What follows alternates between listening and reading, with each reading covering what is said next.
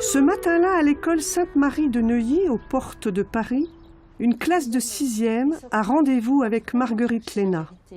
Il faut que les gens, après, se rappellent de Socrate. Pour Marguerite Léna, l'éducation constitue l'un des défis majeurs de nos sociétés. Cette philosophe, élève et amie de Paul Ricoeur, a fait des questions d'éducation son champ privilégié de réflexion. La philosophie. Alors, vous connaissez déjà ce mot, hein, puisque vous saviez que ce matin, on faisait de la philosophie. On va quand même l'écrire au tableau. Et puis on va essayer de comprendre ce qu'il veut dire, ce mot-là. Longtemps, Marguerite Léna a enseigné la philosophie en classe préparatoire. Elle continue d'intervenir aujourd'hui auprès de publics très divers. Alors, c'est un mot qui est composé. Hein.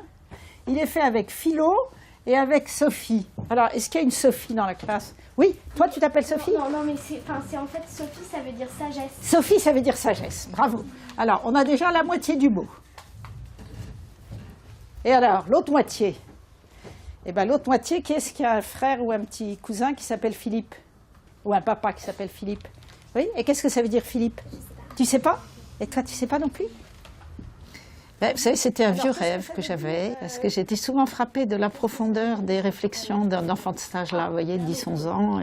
C'est un peu l'âge adulte de l'enfance, et donc on ne se regarde pas encore du tout soi-même, on est très spontané, et en même temps, on a une perception déjà très profonde et très juste des choses, vous voyez.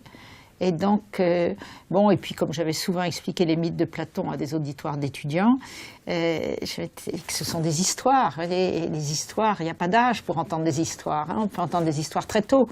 Hein, c'est comme ça que les cultures transmettent leurs récits. Et donc voilà, je m'étais dit qu'il faudrait essayer de raconter dans un public d'enfants le mythe de la caverne, que ça devait pouvoir être audible par des petites oreilles jeunes et qu'on pouvait en tirer quelque chose.